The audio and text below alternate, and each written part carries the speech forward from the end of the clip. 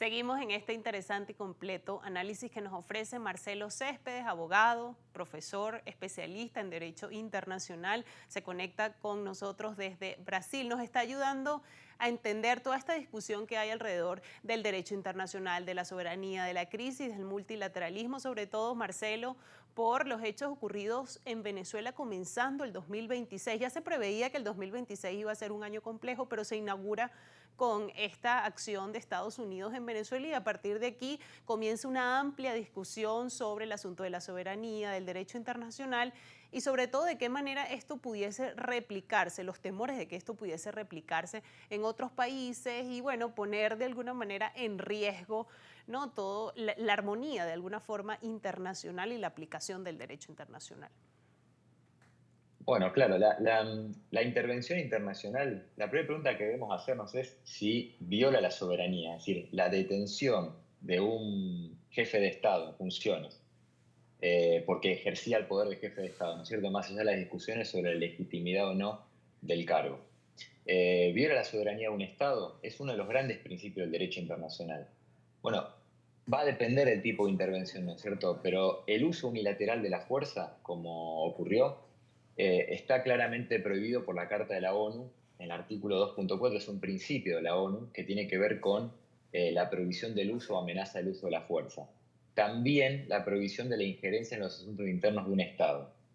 Ahora bien, hay intervenciones que son legalmente posibles, como por ejemplo medidas diplomáticas, sanciones multilaterales, investigaciones internacionales, pues son compatibles con esta idea de soberanía de un país. Y también las acciones colectivas del Consejo de Seguridad, lo que antes mencionabas, que también están permitidas dentro de la Carta de la ONU. Muchas veces en la historia se ha invocado la cuestión de la intervención humanitaria, es decir, ¿se puede un país intervenir en otro Estado para resguardar o para proteger la violación de derechos humanos en esos países? Bueno, esto llevó a que muchos países lleven adelante actos unilaterales, como el caso de Estados Unidos en Nicaragua, que fue condenado por la Corte Internacional de Justicia, dijo que había sido una injerencia en los asuntos internos de Nicaragua. Por eso es que en el 2005 la ONU celebra una declaración sobre la responsabilidad de proteger, R2P, esas siglas en inglés, que lo que busca es evitar acciones unilaterales de los países y espera que multilateralmente los países lleven adelante acciones para proteger a la población. Es importante lo que mencionaba el caso de Venezuela y también te puedo citar un caso más reciente que es el de Irán. Hemos visto en los medios las amenazas del presidente de Estados Unidos diciendo que pedía que Irán deje de matar o de eliminar manifestantes, de reprimir de forma violenta manifestantes.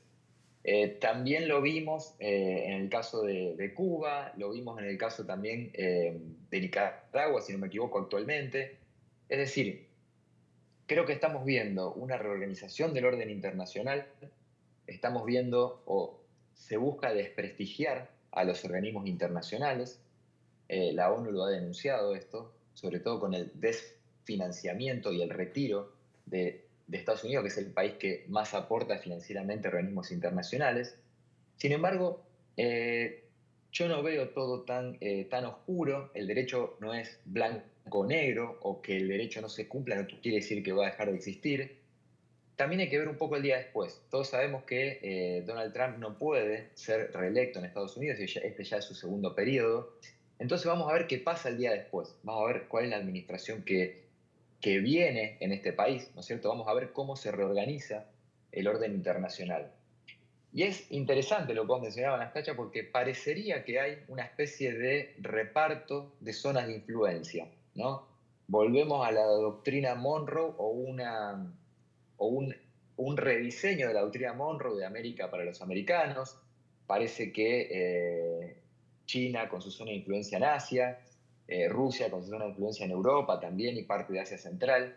Es decir, estamos viendo un reacomodamiento de las piezas en el tablero internacional y vamos a ver qué pasa con los organismos internacionales. Vemos también que la Unión Europea está un poco paralizada. La Unión Europea siempre está controlando o monitoreando de cerca. ellos siempre dicen, estamos monitoreando de cerca la situación. Bueno, ¿qué significa esto? Por eso creo yo que es importante que el sistema multilateral del derecho internacional tenga un poder de sanción concreto, real y efectivo. ¿Para qué? Para que esto no pase a manos de potencias a que lleven adelante sus propios intereses como les dé la gana, ¿no es cierto?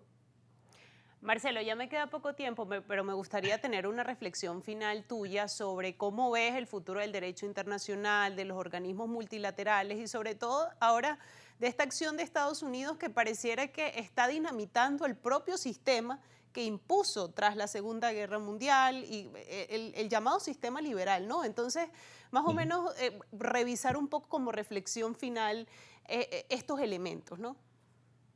Me gustaría cerrar con unas ideas. No, la idea no es justificar intervenciones extranjeras, sino un poco explicar o entender el marco jurídico. El derecho internacional claramente no justifica intervenciones automáticas, pero sí establece responsabilidades.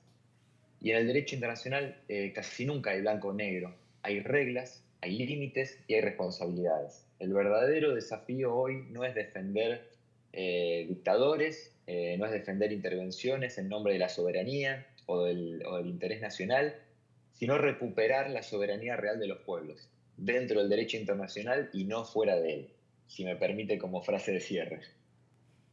Sí, muy oportuna además, Marcelo, y oportuno también dar esta conversación, este debate, para que la gente pueda entender sobre todo qué está pasando en el mundo, cómo se va reordenando, para no quedarnos solamente con un lado de la historia, solo una visión, sino también tener todos los elementos para hacer los análisis más rigurosos posibles. Muchas gracias, Natalia. Y Gracias a ti. recordar que, y recordar que Latinoamérica tiene una tradición en rechazar la injerencia en los asuntos internos, ¿no? Con la doctrina Drago y la doctrina Saavedra Lamas también, es decir, esto de ir en contra de la intervención en los asuntos internos latinoamericanos, ¿no? Una región de paz. Ciertamente así es y esperemos que así siga siendo Latinoamérica no solamente una región de paz, sino una región con mucho futuro y que precisamente ha sido ejemplo para el resto del mundo de esa estabilidad y de esa paz. Marcelo, muchísimas gracias por este análisis tan completo, tan riguroso y por supuesto tan especializado. Gracias por el tiempo Gracias. y gracias por estar con nosotros. Gracias a ustedes. Escuchaban a Marcelo Céspedes, profesor, abogado, especialista en Derecho Internacional, poniendo sobre la mesa elementos claves para el análisis sobre las discusiones que se están dando ahora mismo en el sistema internacional, cómo el mundo va cambiando, cómo se está reorganizando el poder y el papel que están desempeñando las potencias, por un lado el estatus del sistema multilateral y por supuesto el derecho internacional. De esta manera nos toca despedir esta edición de Ampliamente, como siempre, haciéndole la invitación a que puede encontrar esta y otras ediciones en nuestro canal de YouTube.